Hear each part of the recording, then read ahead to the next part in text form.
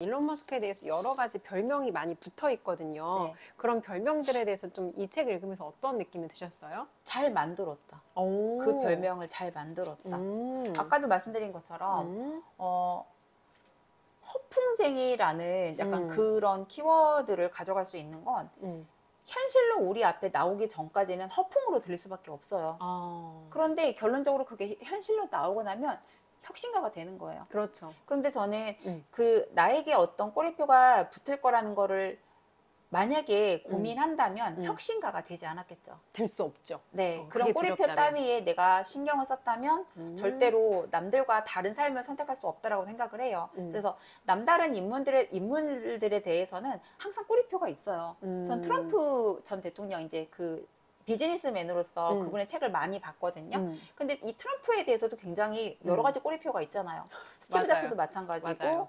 뭐 일론 머스크도 마찬가지고. 그런데 평범하고 좋은 사람의 이미지를 그런 분들께 기대하는 것 자체가 저는 말이 안 된다고 생각을 하고, 그럼에도 불구하고 이 사람들이 이뤄낸 결과로 인해서 내가 무언가를 혜택을 내가 조금이라도 내가 누려봤다면 저는 그냥 이 사람들에게 그 부분에 대해, 그러니까 이제 내가 개인적으로 이 사람의 뭐 어떤 성향이나 기질에 대해서 내가 동의를 하라는 게 아니라 그 사람이 이뤄낸 결과에 대해서는 동의하고 감사할 줄 알아야 된다고 저는 생각을 했던 거예요.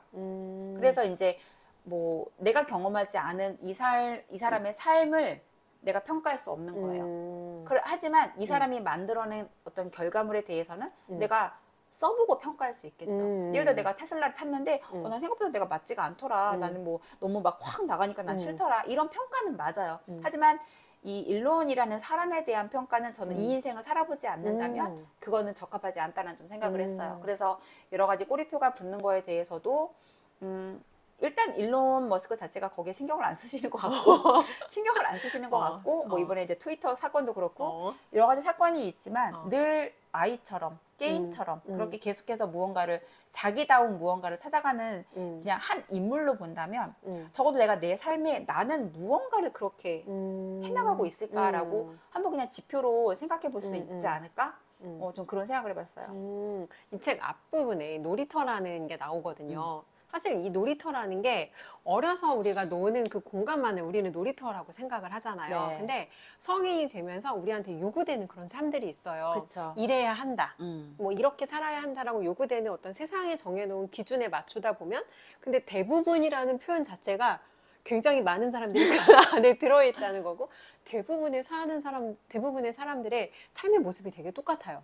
똑같은 옷을 입고 일단 학교에 다니고 똑같은 밥을 먹고 초중고를 보내고 그리고 뭐 회사에 들어가서 일을 하는 모습도 비슷하고 사실은 심지어 사는 집의 모양까지 똑같아요. 그쵸. 그러니까 대부분의 사람들이 정말 대부분 비슷하게 살고 있거든요. 근데 대부분의 사람들은 어린아이 시절을 졸업하면 그 놀이터를 떠나요. 그쵸. 더 이상은 삶을 게임으로 바라보지 않고 뭔가 나한테 주어진 책임과 의무에 대해서만 충실하게 살아가고 해야 한다라고 요구되는 것에 맞춰서 사는데 그런 것들을 굉장히 저는 역행했던 모습이 그러니까 항상 그냥 인생 자체를 놀이터로 보시는 것 같아요.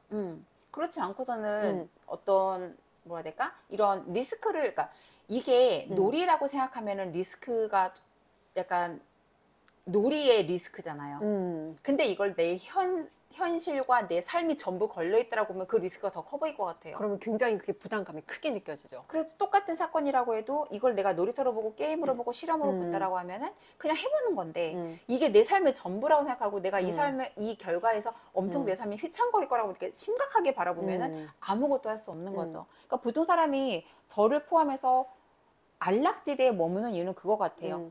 이 한 방으로 내가 어떻게 되면 어떡하지? 한 방으로 우리는 망할 수도 있다고 생각하죠. 이 한 맞아요. 방으로. 뭐 이제 직장을 이직하는 것도 그렇고 아니면 내가 이제 새로운 일에 도전하는 것도 그렇고 나이가 들수록 그거를 못하는 이유는 이게 더 굳어지니까.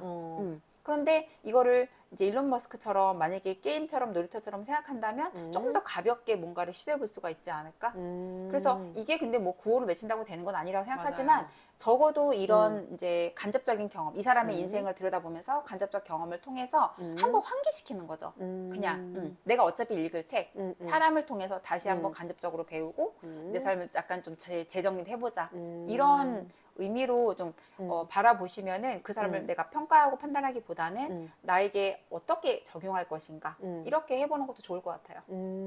저는 또 약간 개인적으로 드는 생각이 이제 자녀를 키우는 그런 부모님들께서는 우리 아이도 이런 혁신가가 됐으면 좋겠다라는 생각과 기대를 하는 경우가 있어요. 저는 그것도 소수라고 생각해요. 혁신가가 되는 기대? 왜냐하면 많은 부모님들은 사업가보다는 직장인을 선호하세요. 공무원을 더 선호하고요. 그거는 내가 살았던 경험 안에서 내 아이가 경험하면 좋겠다가 저는 밑바닥에 깔려있다고 생각하거든요. 그래서 오히려 지금 내 삶이 100% 만족스럽지 않고 만약 내가 과거로 돌아간다면이란 생각이 든다면 저는 이 책을 읽고 아이에게 이런 스토리를 얘기를 해주는 거 되게 좋을 것 같아요. 오히려 그 내가 생각하는 안락지대에 내 아이가 갇히지 않도록. 그럼 내가 오히려 안정적인 그런 평범한 뭐 아니면 좀 좋은 직장, 안락하게 사는 분들이라면 어떻게 보면 아이들한테 조금 더 도전적인 경험을 하기 위해서는 이 책을 읽고 이 인물에 대한 이해를 좀 갖는 게 필요하겠네요. 이 책을 읽는다고 해서 그게 아마 되진 않을 거예요. 그렇죠. 한 번 읽는다고 생각이 바뀌진 네. 않죠. 하지만 계속 내가 접점을 만드는 건 중요하죠. 그러니까 이거예요. 한 번 쳐서 깨지진 않지만 여러 번 계속 치다 보면 금이 가잖아요. 그러면 그 금을 통해서 여러 가지 변수들이 생길 수가 있다고 생각을 해요. 근데 독서가 정말 저는 좋은 그 망치라고 생각을 해요. 생각의 어떤 네. 그거를 깨는. 독서를 한다고 해서 인생이 갑자기 바뀌진 않지만 자주 여러 번 칠수록 금이 가요. 그리고 그 금을 그 틈새를 통해서 여러 가지 변수들이 생길 수 있고 그 변수가 있어야지만 사고가 전환이 된다라고 생각해서 그런 이제 방향으로 바라보신다면 되게 좋죠. 좋네요. 그러니까 사실 저도 아이들 가르치던 그런 시기에 아이들한테 어떻게 살고 싶어라고 물어보면은 아이들이 큰 꿈을 가지고 싶어 하긴 해요. 근데 막상 그 아이들의 선택을 보면 안전한 선택을 해요. 맞아요. 이게 뭐 이렇게 혁신가가 되고 싶어요라는 꿈을 갖고 있긴 하지만 그 나이가 먹어지면서 점점 그게 현실과 타협한다고 할까요? 초등학교 1학년, 중학교 1학년, 고등학교 1학년 다 꿈 다르죠. 달라요. 현실에 점점 가까워지고 맞아요. 내 성적에 점점 맞춰지는 꿈이 형성이 되니까. 조금 그렇게 아이들이 사실 아이가 어릴 때부터 그렇게 작은 꿈을 꿀 필요는 없잖아요. 그쵸. 저 어린아이가 대기업 회사원을 목표로 인생을 살 필요는 없다고 생각하거든요. 그쵸. 그거는 우리가 노력하지 않아도 사실은 어차피 되어지는 삶이기 때문에 조금 아이들에게 저는 왜냐면 생각이 커야 그나마 내가 행동할 수 있는 좀 반경이 넓어지잖아요. 그래서 맞아요. 좀 자녀를 둔 그런 부모님들이라면 조금 내가 의식적으로 책을 읽는 동안 나는 불편할 수 있어요. 왜냐면 내 현실이 그렇지 않으니까. 나는 그렇게 안 살았으니까. 하지만 아이들한테 조금 더 큰 세상을 보여주고 싶으신 분들이라면 반드시 읽고 좀 자녀들과 이런 이야기를 좀 나눠보시는 거 저는 필요할 것 같아요. 네, 맞습니다. 좋습니다. 대표님 그럼 마지막으로 이 책을 이제 지금 어떤 책인지 궁금하다 나도 한번 읽어볼까 하는 분들께 뭐 간단히 좀 이런 이유로 읽어보시면 좋을 것 같아요 라고 마지막 좀 추천 말씀 부탁드릴게요.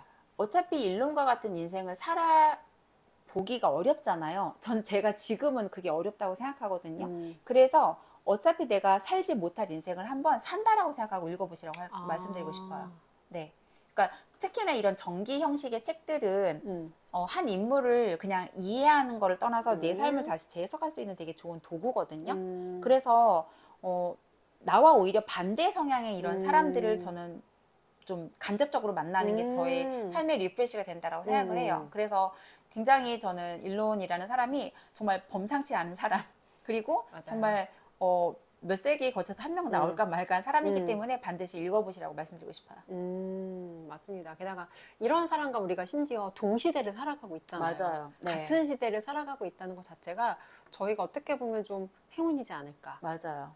이분이 결정에 따라서 5년 후, 10년 후 이분한테 어떤 일이 일어나는지 저희가 함께 보고 경험할 수 있으니까. 그리고 사실 일론이라는 사람이 이 책을 쓰지 않기로 결정했으면 여러분들은 평생 가도 이 사람을 알 수가 없어요. 그렇죠. 그리고 이 사람으로 인해서 얻을 수 있는 내 삶의 재해석도 그 혜택을 얻어갈 수 없어요.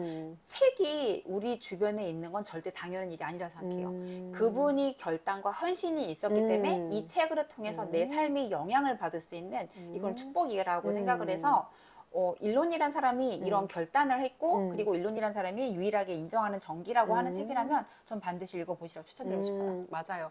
2년 정도 기간 동안 밀착해서 네, 이분의 맞아요. 어떤 모든 삶을 들여다보시면서 정말 자신의 삶을 이렇게 투명하게 오픈하는 것 자체가 쉬운 일은 아니거든요. 그렇죠. 그리고 또 저는 또 저자를 또 좋아하는 게 그 음. 스티브 잡스의 전기를 쓰신 분이기 때문에 음. 더더욱이 가치가 있는 맞아요. 책이라 생각을 해요. 맞아요. 그래서 어떤 책인지 궁금하다 하는 분들은 고민하지 마시고 지금 한번 바로 이 책을 읽어보시는 거 저도 추천을 해드립니다. 네. 대표님 오늘 굉장히 귀한 말씀 그리고 책 읽으면서 얻으셨던 인사이트들 나눠주셔서 감사드리고 저희는 또 다음 시간에 좋은 주제로 만나도록 하겠습니다. 네, 감사합니다. 네, 수고하셨습니다.